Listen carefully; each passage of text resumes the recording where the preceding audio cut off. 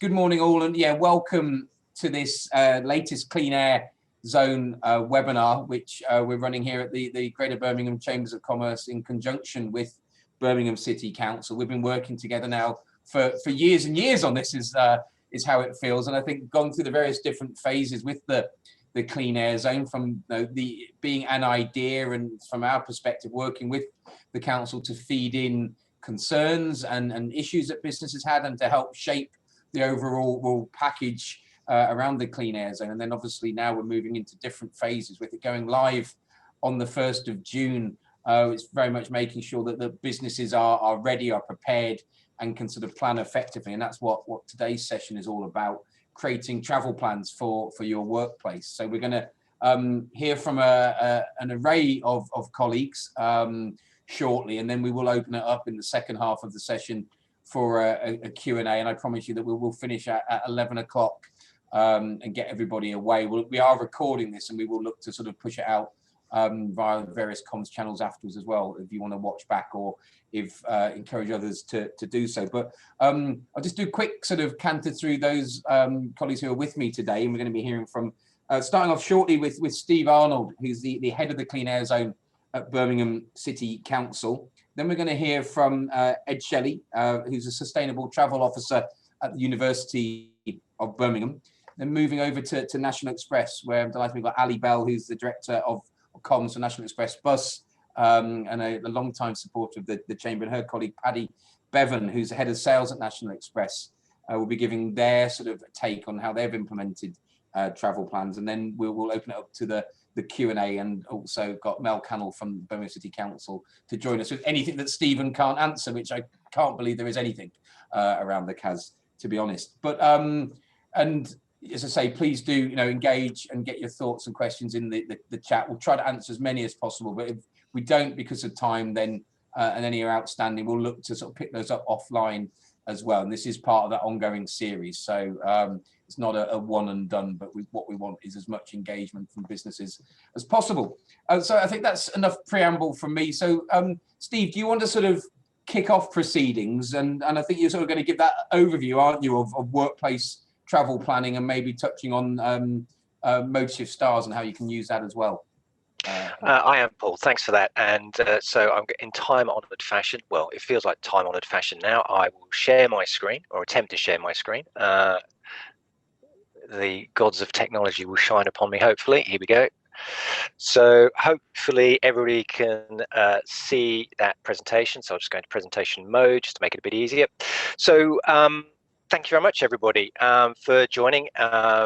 Today is hopefully going to be a really useful session for everybody. And I think it's really important that for us as the council and the partners, taking radical measures to achieve a low carbon clean air recovery from lockdown, which includes prioritising walking, cycling and public transport, as well as preparing for the introduction of the clean air zone. There's never been a better time for workplaces to engage in effective travel planning and do what they can to promote active and sustainable travel. And today's really timely as well, because there are now less than 100 days to go until the 1st of June, when the Clean Air Zone will go live. And it's important to note as well that the Clean Air Zone is really just the start of a journey towards cleaner air for our city. And it's important to not just use the Clean Air Zone as a way of discouraging the owners of the most polluting vehicles from driving through the Clean Air Zone, but we have to encourage people to walk and cycle more and to make more use of public transport. This is not just about penalising people. This is about encouraging people to doing something different, using the Clean Air Zone as the start of a much longer journey. And that's why the ModeShift Stars program is so important.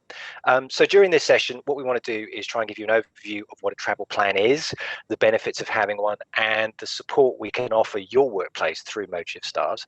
We're also really pleased to have representatives from the University of Birmingham and National Express West Midlands, who have used the ModeShift Stars scheme to create a travel plan for themselves. So to start off with, effective workplace travel plans will enable, put simply, will enable your organisation to identify the steps that you could take to promote greener, healthier travel, such as walking, cycling, or using public transport, as I said before. They can also help you to take action to reduce unnecessary car trips, possibly upgrade your fleet. And all of these things make a contribution to improving the air we breathe. And poor air quality is a real issue for Birmingham. It's a real issue for the UK. And poor air quality remains, and it seems quite odd saying this in the midst of a pandemic, but poor air quality does remain the single biggest environmental public health risk that we have as a city and as a country. And it's an issue that disproportionately impacts the young, the old, and the poor. And, you know, that's why the council is taking the action to introduce a clean air zone as a way of trying to improve the air quality in the shortest possible time. And an effective travel plan will help your employees and enable you to get their feedback about travel. For example, finding out what barriers there may be to active or sustainable travel. And this can all be done through a travel survey. And this is something that we've put into practice as well through our own organisation. And it's been really, and this was all pre-lockdown, and it was a really important tool to help our organisation just try and understand how people got into work, how they travelled around the city, and some of the steps that we could take as an employer to help them through this transition.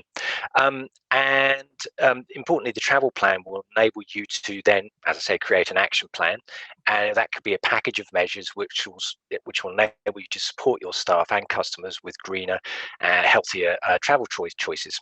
And we're really keen for businesses and organisations to create effective travel plans and benefit so that they can benefit from cleaner air, healthier people, and a better, more sustainable city. So to support workplaces in creating travel plans, we're encouraging everybody, all businesses, to register with the ModeShift Stars scheme. The scheme is free, that's very important to stress, to businesses and organisations in the West Midlands, and support is provided by my colleagues at the council, such as Mel, who's on this session today. And ModeShift Stars is an easy-to-use online toolkit, and it's designed to make travel planning simple and effective. So these tools are out there, and they're there for people to use. ModeShift Stars is also the centre of excellence for the delivery of effective travel plans and education, business and community settings. In Birmingham, we already have over 240 schools registered with ModeShift Stars, which is a fantastic milestone. We want more, and there's over 60 businesses. And it's a great time for businesses to be recognised for their green credentials, and ModeShift Stars will help do this through bronze, silver, gold and platinum accreditation process. And once you've gained accreditation, you will receive a certificate and the use of a nationally recognised logo to share the good news, and you can also be nominated by your local authority for regional and national awards. So some of the benefits of a workplace travel plan. Well, I think the first thing just to remember is that transport is the second biggest emitter of carbon emissions in our city, and road traffic is also the single biggest producer of the pollutant nitrogen dioxide. And for Birmingham, we have a real problem with the nitrogen dioxide, and which is above the legal limit, and it's the primary driver for the introduction of the clean air zone. But this isn't just Birmingham's problem. Other cities such as Bath, Bristol, Portsmouth, Sheffield, Rotherham, alongside the regions such as Greater Manchester, are all bringing forward plans to improve air quality, which include the introduction of a charging clean air zone. So if you operate across the UK, taking action now to improve what you do makes good business sense and delivers a real benefit to the environment. And to make these changes, all of us need to think differently about how we meet the challenges ahead of us. We have to fundamentally change the way people and goods move around the city if we want to tackle climate change and improve air quality. And workplaces can bring about huge benefits by promoting active and sustainable travel choices, benefits to the business, to employees and to the wider community. And some of these benefits are listed on the slide, including staff support, more motivated staff, cost savings, and of course they can be part of a corporate social responsibility strategy as well. So a sustainable travel action plan, it's a package, as I said before, it's a package of measures which will enable people to use greener, healthier ways to travel and reduce air pollution. And your action plan may include measures to upgrade your fleet or review operations to reduce unnecessary trips. And there are many positive steps workplaces can take, and listed on the slide are just a handful of some of the examples that people can adopt, such as flexible agile working, encourage the use of technology to limit travel for meetings, and it's interesting, pre-lockdown that was one of the things that lots of organizations, lots of businesses struggled with, this idea of encouraging more people to work agile, more people to work from home, reduce travel, but since lockdown we've very rapidly adapted to this new way of working. And other things include offering discounts on bikes through the Cycle to Work scheme, cycle courier service for deliveries. And as I said, this is just a handful of some of the options that that have been included before. So the ModeShift Stars Business Accreditation for 2020 to 21, and as I said before, this is a great way of recognizing the contributions and the work that the businesses are doing. And today what we'd like to do especially is to provide recognition to several workplaces in Birmingham who have recently gained accreditation for their ModeShift Stars travel plans and demonstrated excellence in the promotion of active and sustainable travel. So congratulations go to Sandwell and West Birmingham NH Trust, and I'm pleased to say National Express West Midlands. Sandwell in particular was the first workplace in Birmingham to achieve Business Bronze accreditation for their extremely comprehensive travel plan, and the Trust has been working on travel and transport initiatives for a number of years with the target of reducing single occupancy driving to their sites. And over 40 measures have been introduced to ensure staff and visitors can access their sites safely and sustainably, including discounted public transport offers, electric charging points, a bike loan scheme and a car share scheme. As well as bronze accreditation, Sandwell and West Birmingham NH Trust were also proud winners at the 2020 ModeShift National Sustainable Travel Awards for their contribution to sustainable travel. And it's an amazing achievement that's been achieved in some really, really difficult times. So, a big round of applause to Sandwell and West Birmingham Trust for all their efforts. The next organisation we'd like to recognise is National Express West Midlands. And they've achieved Business Bronze accreditation. And National Express West Midlands are going to great lengths to ensure that their own staff, as well as the general public, can travel sustainably. And we know that Ali and Paddy will be talking about this a little bit later on. They've operated buses all through lockdown, getting thousands of key workers safely to where they needed to be. They have also pledged that the entire 1,600 strong bus fleet will be zero emission by 2020. This means upgrading older buses, introducing electric and soon hydrogen buses, a pilot that the council's been supporting as well. And National Express employees can also benefit from discounted bikes through the Cycle to Work scheme, as well as free bus passes. In addition to these two organisations, there's two others that we'd like to recognise today. That's the University of Birmingham and the Environment Agency. For the University of Birmingham, they've achieved Business Bronze accreditation. The University of Birmingham has been extremely effective in promoting sustainable travel to staff, students and visitors in order to help improve environmental performance, save money and enhance well-being. Some of the measures they've introduced include providing cycle maps, bike loans, discounted public transport and season ticket loans, as well as excellent communication of events and schemes to promote walking and cycling as much as possible. Next is the Environment Agency. They've also achieved Business Bronze accreditation.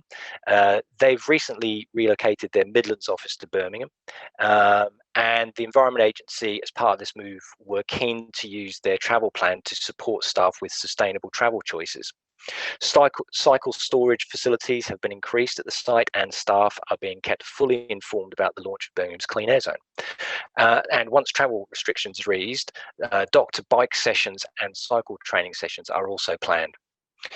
Finally, what we'd also like to do is just make special mention of BBC Birmingham for their work.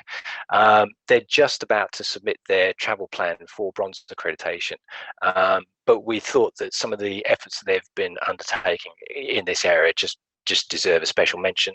And they've been working extremely hard to ensure work-related travel is minimised and staff can travel as sustainably as possible. This includes upgrading technology so staff can work at home or hold meetings remotely, working with public transport operators to offer discounts to staff using local suppliers, and improving cycling facilities. So all of these organisations are exemplars of some of the things that can be done just to improve and adopt more sustainable modes of transport. So finally, you please know this is the final slide. You can to get involved and to be part of the journey towards clean air and to create a more carbon neutral city. There's a number of websites that are here that you can go to, and you can also contact the travel planning team at connected@birmingham.gov.uk. You can also be part of the conversation around the Clean Air Zone, the Council's Route to Zero programme, and also ModeShift Stars by joining us on social media, Twitter, Facebook, and also using the hashtag #RunBreathes. And that ends the presentation. Thank you.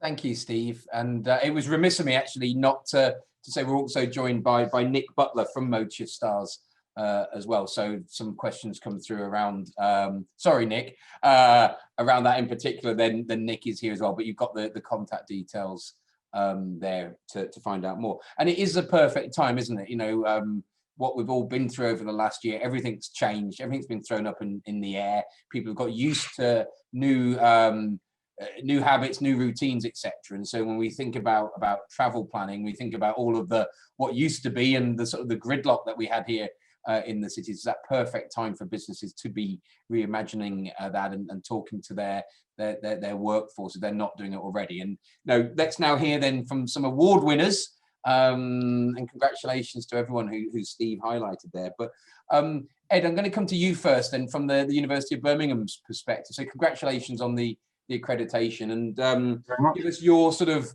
your experience and your take on implementing a travel plan over something, you know, in the university, and the amount of people who that touches, students and staff, just huge. So yeah, look forward to hearing from you.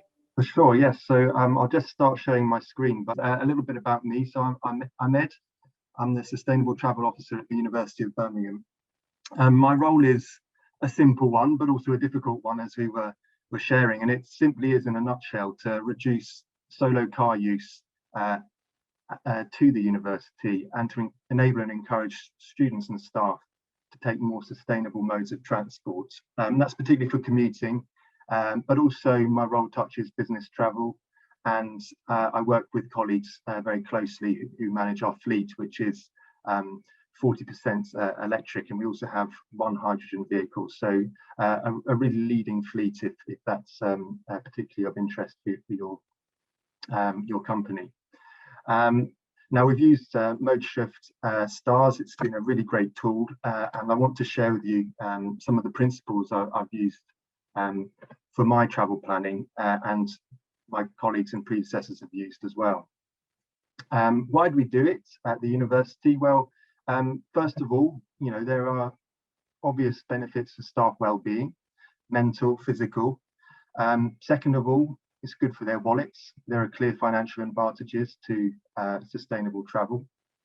And finally, and of course most importantly, it's good for the world. The university is very clearly identified as, you know, the world is rapidly waking up to the fact that we need to make some considerable changes in order to make life sustainable on our planet. So that's why we're doing it. You know, the bigger picture as well. A little bit about our university. So as I said, we've got 35,000 students, about 8,000 staff. And as you can see from the picture, you know, we are a red brick university, probably the original red brick university. If you're not so familiar with, you know, there's, you know, various academic institutions. We're of course the ones based down in Selly Oak and Edgbaston, have been for about 120 years. And we're really proud of our reputation and our history as a civic university. our first Vice Chancellor, and the man who really brought the university from a college, to become the university it is today, was Joseph Chamberlain, who was, of course, an MP, a mayor of Birmingham, and also a great Birmingham industrialist. So we're really proud of our links to commerce and education, and really proud to continue it with this presentation. So I'm going to share, like I said, some principles to look out for when you're travel planning. If you do need to contact me, I've put my details up, and of course I'll share this with you guys through the channels we mentioned. And my four main principles to think about are these: dialogue, incentives, facilities, and community. So dialogue, that's really the first principle of any travel planning, and that's what I'm sure, and that's obviously where you start when you use ModeShift. We do a travel survey, of course, with 40,000 people. We need to do it quite formally, but still we only use SurveyMonkey, and that's a tool that would be really relevant, particularly for a medium-sized business. And the infographic there in the top left shows some of the findings we take. And the really important thing about getting a dialogue is that you find out what's particular about your body of staff. And it's only by knowing those things that you can actually make the right steps and the right interventions. So some of the things we've learned from our last travel survey, and that infographic represents them and summarizes them. For example, we learned that 78% of our undergrads either walk or cycle to university, which is brilliant. But it also shows that there's more of a strong focus that we need to have on staff and how staff are travelling. So many of our interventions are focused around getting the staff who, more than a third of them who travel by car. It's really those members of our population that we need to target. Another thing we learned, for example, is that 22% of our staff don't know about one of the most amazing interventions that we have, which is a 25% discount on an annual bus pass. And that obviously tells us that what we need to do is communicate better. So like I say, the core part of any survey, any travel plan is that dialogue at the beginning. If you're a medium-sized business, that might be through a survey like us. If you're a small business, it may just be a question of raising the point in a meeting and taking it forward like that. So once you're armed with that knowledge, you can start thinking about what you're going to do and how you're going to set goals and what interventions you're going to do. And incentives are a really important part of the armoury. So what incentives have we devised? For travel passes, something mentioned previously, we do the 25% discount on a National Express bus pass. So we actually finance that. We also part of the corporate SWIFT scheme, which is run by Network West Midlands. And that gives you a slight discount on bus and train passes. And these are both provided via an interest-free loan. So staff can sign up. We pay up to start with, and then we recoup the money interest-free through the salary. And that's a really great thing for any member of staff. It's a great benefit to offer to staff for a start, but it really helps people spread out costs throughout the year. So that's two really important things to think about. Other incentives include salary sacrifice schemes. We have two of them, one of which is a car lease scheme. So effectively, that's a way of providing a company car. And we do a low emission car lease scheme. So nearly all of the cars on there are under 75 grams of CO2. So that makes them ultra low emission cars. And then again, it's a lease system. So colleagues sign up for 3 or 4 years. It's an all-inclusive deal. So literally everything down to servicing, insurance is paid for. And again, it's a monthly payment that comes out via payroll. It's a particularly good time to do that at the moment, because benefit in kind is very low. That's something the government has done for these ULEV cars. So it's really financially attractive. We're with a company called Tusker, and I should say, just before I move on, it's not just about the top executives, the best professors. We have also relaxed that 75-gram rule in order to allow our staff who are on lower salaries to take part, and they're still very good cars in terms of the Clean Air Zone standards, for example, and it means a good supply of lower emission cars that are reaching the market. So we've made some strategic additions in order to make it the scheme more affordable as well. The other salary sacrifice we do, I beg your pardon, is a cycle to work scheme. If you're not familiar with that, it's a long-term cycle hire. Lots of people say it's a way of buying a bike. What you're really doing is choosing a bike and then hiring it long-term. But basically what the company needs to do is, again, provide the funds at the beginning, recoup through payroll, and it's a really great incentive for staff, because they pay through their gross pay, which means that they're saving literally all of the tax that they would otherwise have paid, and also the national insurance. So massive savings. We've gone to a new supplier for that, a company called Cycle Solutions based in Swansea, and they're an absolutely brilliant company. Can fully recommend them. There are flexible options if you're a smaller company. We just have it open all year, but you can do smaller releases, and the new limit we've put in of £3,000 now makes e-bikes, folding bikes, lots of other different accessories available to our staff. So it's an excellent and very popular scheme. So there are incentives. What you often get when you do your travel survey, or you start your dialogue, you'll often get the response, I would do this, but I would travel by bike, but it's too far. I would take the bus, but I've got caring responsibilities. I've got to drop my children off at school. I would cycle, or I would walk, but it's my road crossing is particularly dangerous. And the fact is that there is a core of issues which are quite difficult to get around. But I think it's really important to focus on the things that we can do. And what we can do is improve our own facilities. Just to give a whip round of what we've done, we've got 1,800 spaces for cycles. We've got 50 showers. We've got a bike shop that's going to be reopening next week after a closure during COVID. And these are excellent facilities. What could you do as an SME? You could identify maybe a store for bikes. That's something I'm always saying to different departments. They're always asking for me to spend money on a new store for them, but really the best place to store a bike is actually inside. So if you've got a spare storeroom, maybe look to identify that for your cyclists.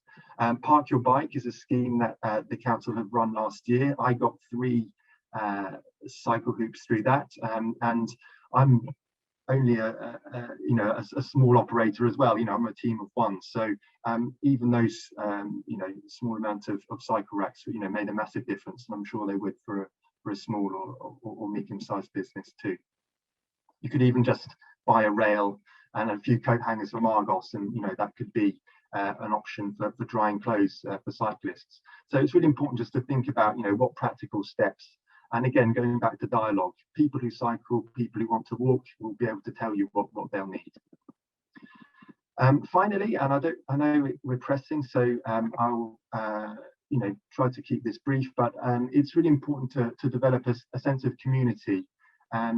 Like I say, the I would but is quite a strong refrain, and we'd all like, for example, so in that picture on the left there, with the cyclist, so that's the blue route which runs to our door, and we'd all love to see these facilities and infrastructure in our city. But until that day comes, we've got to focus on what we can do as well. And we put on events. That's a bike auction there, down on the bottom left. We have a group of travel champions who promote sustainable travel in their departments, and they feed back to me. We have a bike auction. We do support groups like Two Wheels Better, which are a bike buddy group just starting. And we support a campaigning group called Cycling Works for Birmingham. We're also taking part in Love to Ride, which is a council scheme that's starting next month. It basically is a platform and a leaderboard for different companies where you sign up and you log your rides and you can win prizes. And we'll also be doing something for National Bike Week. So yeah, engaging in these things, it's really important to just to have a go and make a positive impact and impression and feeling around sustainable travel.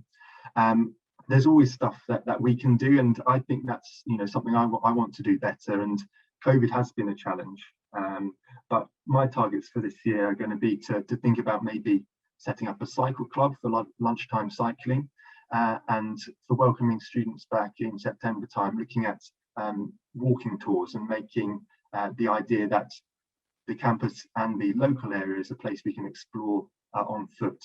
And all of these things, you know, if you've got people who are keen cyclists, someone who's got particular knowledge, you know, in your company about the area, you know, that these are all ideas that you could do too. So to finish, I've put a page of links. These are all the things I've mentioned. Feel free to ask about them further, or send me an email, and I look forward to the Q&A later.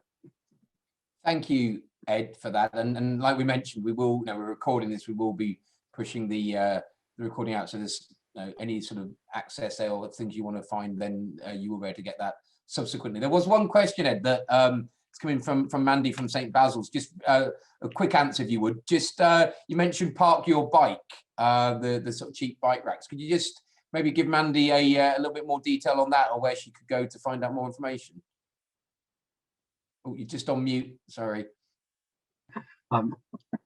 Yeah, so I put the link in the final slide. So that's a council scheme that was running in the autumn, and I believe there's plans to run it again, and I'm certainly going to be looking out for it. So I think it's a question of watching the website and seeing if there's a further release. And maybe Mel could tell us more about that scheme. Yeah, so it was a scheme run by Transport for West Midlands, actually. So you could just apply, organisations could apply for cycle racks, and there was funding, and they were issued free, so they were provided free. The only thing you had to pay for yourselves was the installation. So we would really hope that there'll be more funding available upcoming for more of those, and we can keep you posted about that, definitely.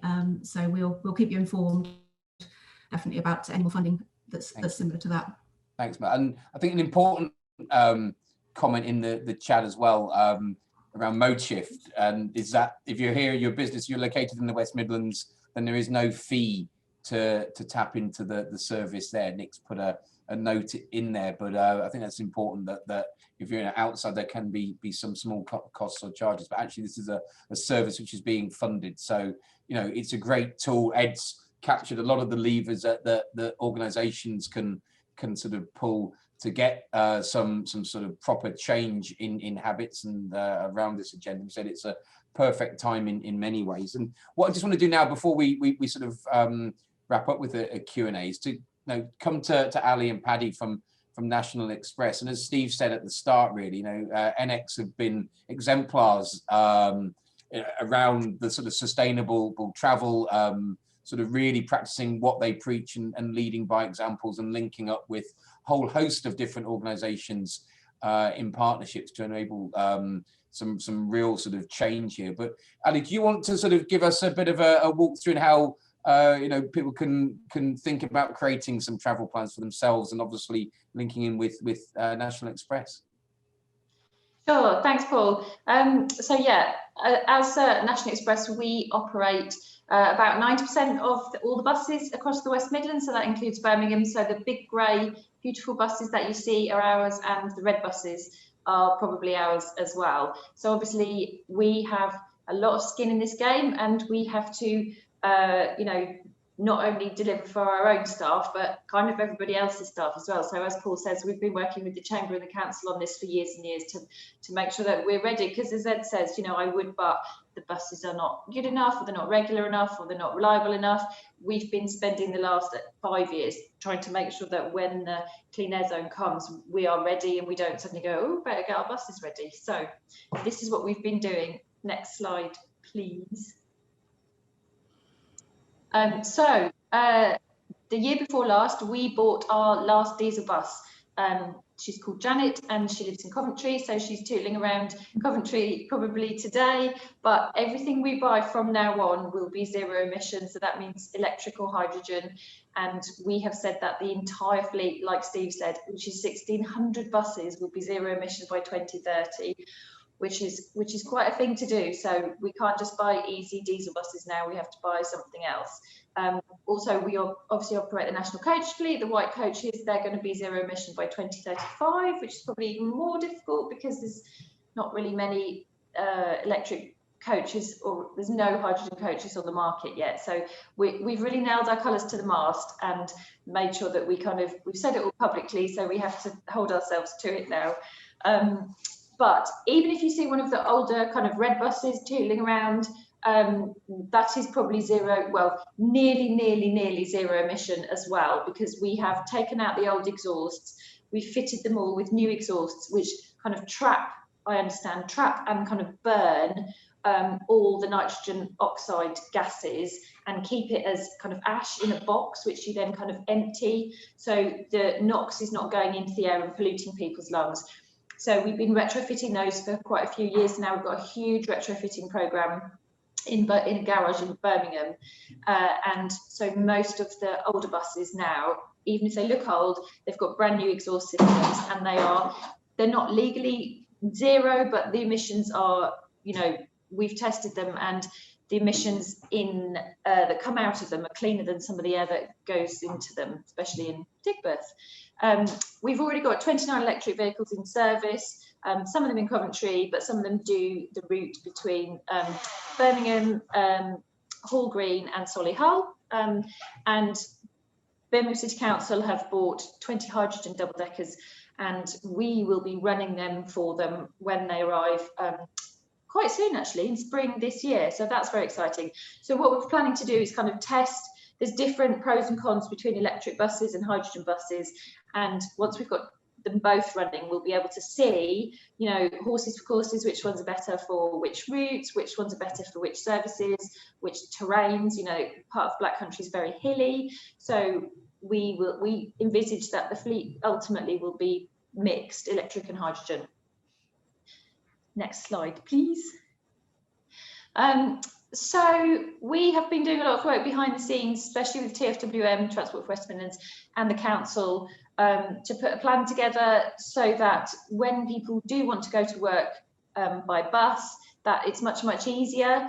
Historically, the buses have kind of stopped at the edge of Birmingham city centre. So if you live in the south, you come in and you get dropped at the south. But if you work at the north, that does leave you quite a long way to walk, and that's a bit of a barrier because you know, people have got their work stuff, they don't necessarily want to walk a mile across town after they've got off the bus. So what we're trying to do in collaboration with the city and with TfWM is open up some of those routes for buses, so that if you do live in the south, you can kind of get to work in the north very easily. And I think the consultation's gone out this week for the first of those routes, and government money's been secured so that we can do the highways work to mean that everybody can get across the city. So we think that will make it easier for about 40% of people. They'll be able to properly get to their destination and not have a bit of a long walk. We're also just trying to make things easier for people that don't normally get the bus. So just really kind of like pernickety things that make it confusing. So things like the names of bus stops in an app and on the sign and on a map. Sometimes they're not the same. Do we use the official title? Do we use the thing that everybody says it is, even though that's not there anymore. So there's quite a lot of thought going into all of that. There's lots of meetings about what do we call this bus stop, because otherwise people get confused, and we want people to find it really, really easy and to know what they're doing. And we're also working with TfWM to see whether, you know, DRT, which is demand responsive transport, you might have fleets of little minibuses that kind of fill in those gaps between the big bus services. So that's something that we've put a lot of thought into. Next slide, please.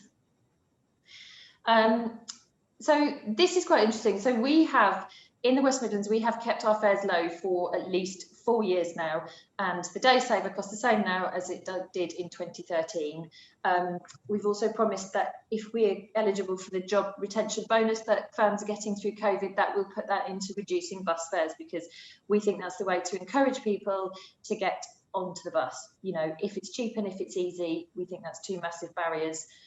There's an advert out at the moment from a car insurance firm which is on the TV, and it says, oh, you know, if your car is parked outside your house and it's not going anywhere, and they have the kind of shadow of the whole day, the shadow of the car through the whole day going past, and at which point I keep yelling at the telly, get a bus pass, because we think that the economic case for not running a car is going to be even more compelling if you know, most cars sit outside your drive for like 98% of the time, so it's going to be even more. And what we've done is look at people's travel habits and try and design some tickets that that suit people that are going to be working from home a bit more often, certainly in the near future. So there's ones if you know exactly that you're going to work 3 days a week, and we've also got ones where you can just kind of buy a bundle and just kind of use them whenever you like. So 1 week you could work 2 days, 1 week you work five days, and it'll still be cheaper. And I did a lot of maths and worked out that it's cheaper than running Top Gear's reasonably priced car, which is a Vauxhall Astra 1.6. So I think people don't really appreciate, once they've bought a car, the kind of sunk costs in it. But when you have to look at it at a time of change, for a lot of people, it just genuinely will be cheaper to get the bus. Next slide, please. And that's not the only thing. So we're looking at a lot of new kinds of tickets to suit the Clean Air Zone, to try and entice people onto the bus, to give it a try to work the way that they work. So we're trying to make our ticket machines do stuff so that we can have 3-day capping, 7-day capping. Sustrans said to us, why can't we have a rainy day cycling ticket? And we went, yes, why can't you have a rainy day cycling ticket? So we're talking to them about, you know, because I cycle all the time, and the days when it's raining, you know, I get the bus, or the days when I've got loads of stuff to take and I'm going to a thing afterwards, I take the bus. So how can we make it active travel and public transport be an easier choice, so you can just do whatever you want to on that day, and you don't have to like do a whole new thing and get a whole new ticket or do things differently. So we're trying to make that mesh much more by working with the cycling people. We've also worked with a load of, I mean, Paddy will come on to this, but we're working with a load of organisations so that you can just get your ticket issued, and we're doing this with job centres, and people going off for training or for interviews or starting jobs should be able to have a person in the job centre press a button on their computer, issue them with a ticket that pops up on their phone, so that they've just got the ticket that they're entitled to.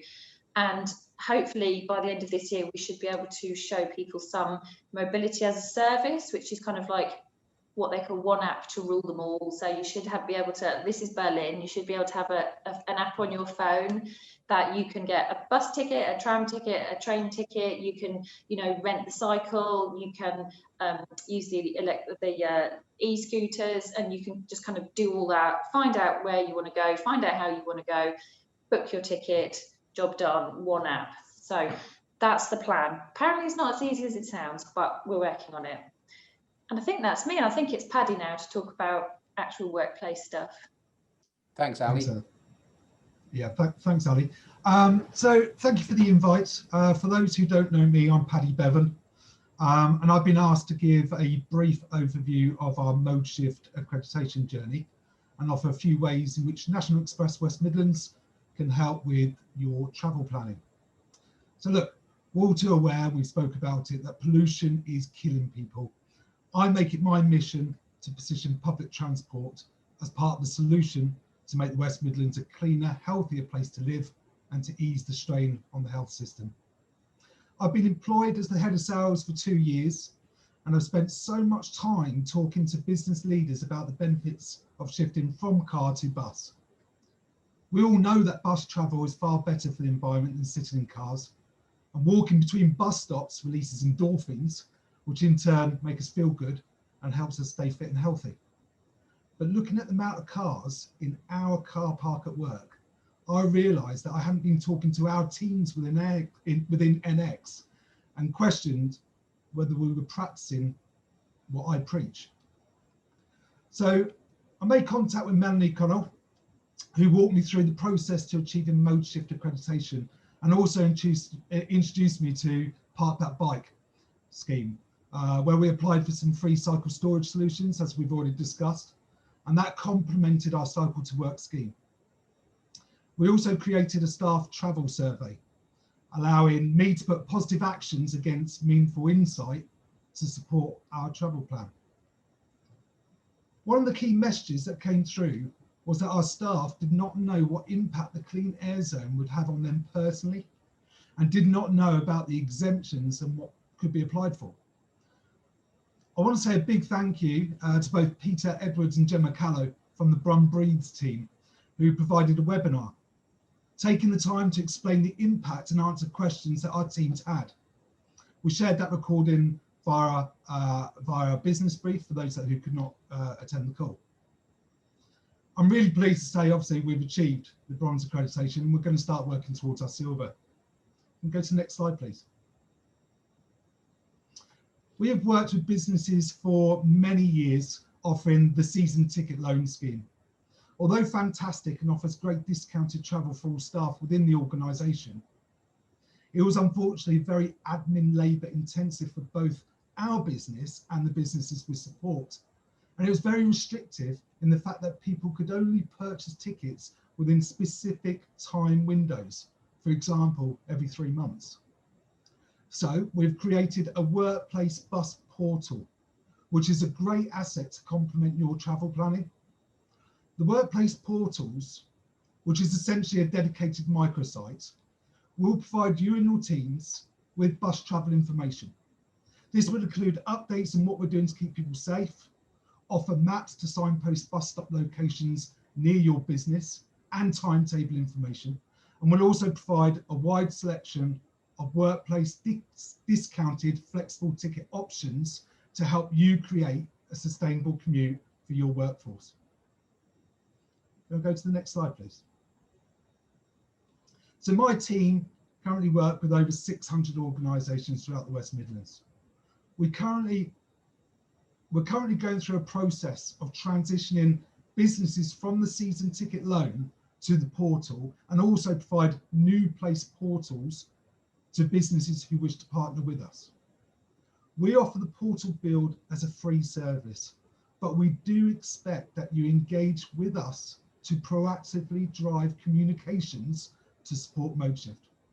And when things return to some kind of normal, we are more than happy to visit your business and offer information to support your team directly.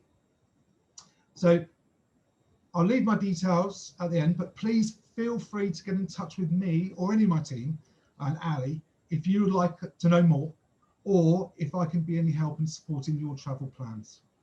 That's great. Thank you, Paddy. No, really, and Ali, and appreciate that. And I think, key messages here, that the time is now for a number of reasons. The Clean Air Zone is coming in on the 1st of June, and everybody right now is starting to think about that return to a degree of normality. So we're at that sort of there's a paradigm shift moment here, and lots of things have been talked about in the past, and we've come I would, but, and it does feel like this is that moment. There's sort of push and pull factors, and I think hopefully what we've demonstrated today a little bit is the amount of support that is out there.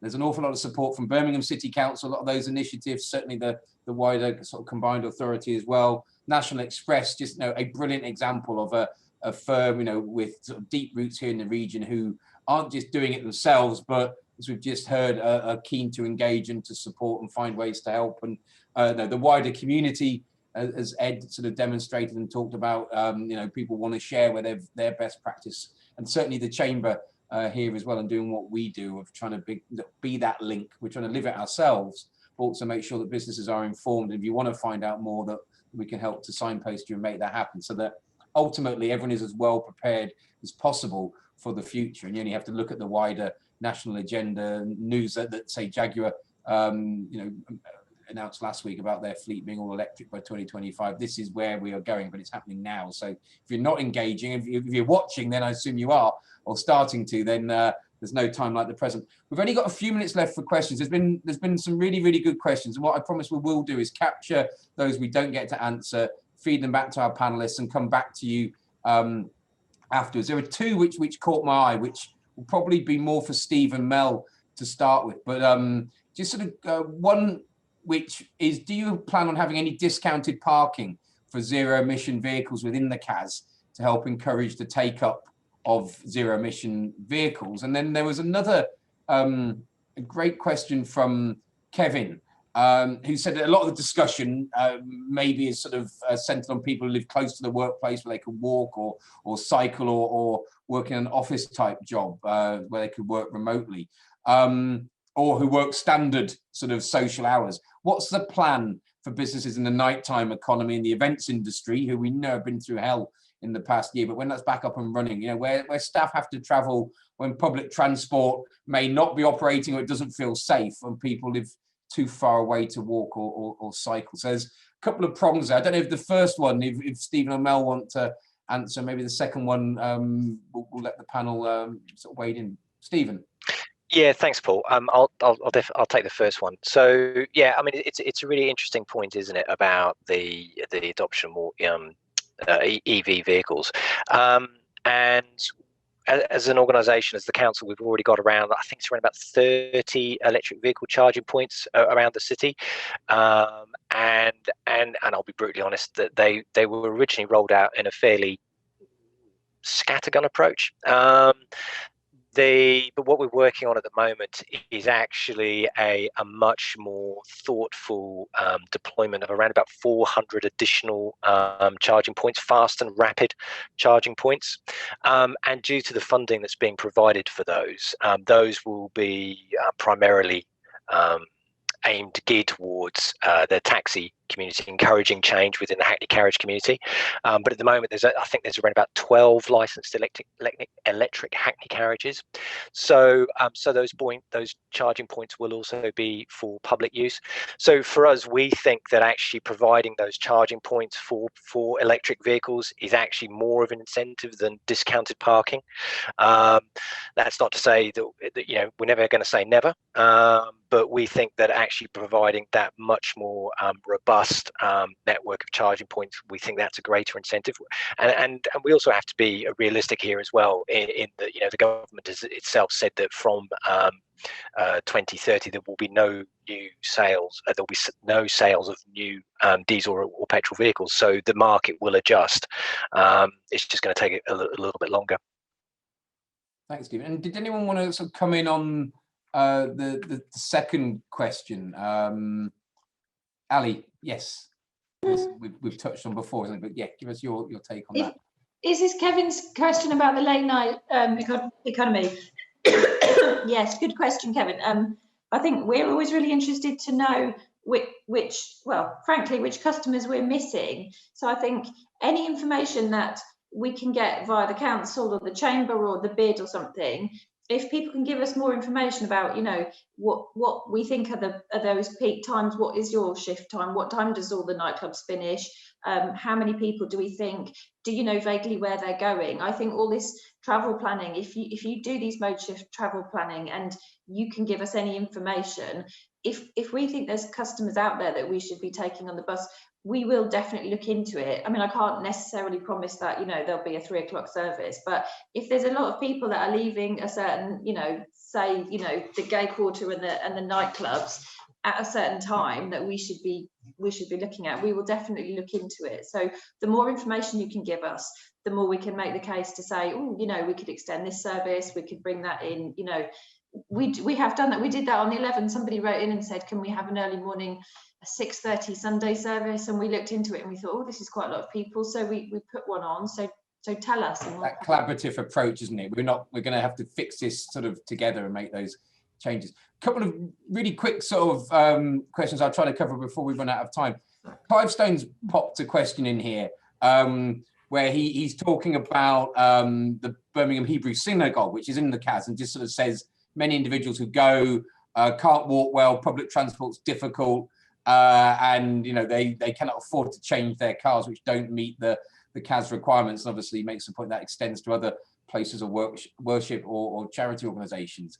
And I mean, there are a lot of mitigations, aren't there? I know that. I'm sort of, again, looking to Steve here, but I think it's important to make that point, isn't it, that this is happening. And so if you're falling outside of the mitigations right now, then there will be that charge to pay for coming into the CAS, I suppose. And it's at some point this has to happen, doesn't it? This is part of the change. Steve, is there any other sort of colour? No, thanks for that, Paul. And it's a really interesting question, actually. And I think the first thing to stress is that not everyone has to pay the charge. It's only those vehicles that don't meet the emission standards. And I think that's the first thing to get across to people. There is still, a fairly widely held perception that this is a congestion charge, and it absolutely isn't. And that's not just a case of semantics. A congestion charge and a clean air zone are very, very different things. So from our own modelling, we estimate that around about 3/4 of all vehicles on the roads will not be liable for the daily fee. So that's the first thing to stress, and that's why we're encouraging everybody to go to brumbreathes.co.uk now to find out whether or not the vehicle they own is going to be liable for this charge. The other thing to stress is that if somebody lives within the clean air zone, they've got a vehicle that doesn't meet the emission standards, or they work within the clean air zone and earn less than £30,000, there are exemptions that are available. For residents, it's a 2-year exemption from the launch of the clean air zone. For workers, it's a 12-month exemption, and we're introducing a scrappage scheme for workers as well to as an additional benefit to help encourage that change. Today's discussion around travel planning is a good place to start with congregations. Important to engage. And final question, 10:59, so really quickly, and final word to Diana Crabtree. 18 months to go before the Commonwealth Games come here in 2022, going to be fabulous. Are we ready for that in terms of volumes of bikes and scooters and charging points? So who wants to come in with a really succinct answer? Or if we're not ready now, will we be ready come July 2022?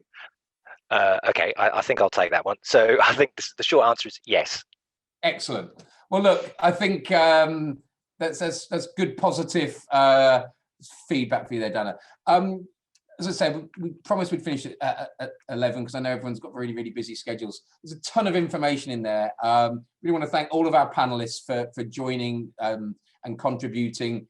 Thank you all for tuning in as well. Please do get engaged. This sounds a bit corny, but it's a journey, isn't it? But there's a lot of support out there. We've sort of seen a big cross section of that today, and as I say, the Chamber will continue to play our part linking you up. Thank you very much and enjoy the rest of your day.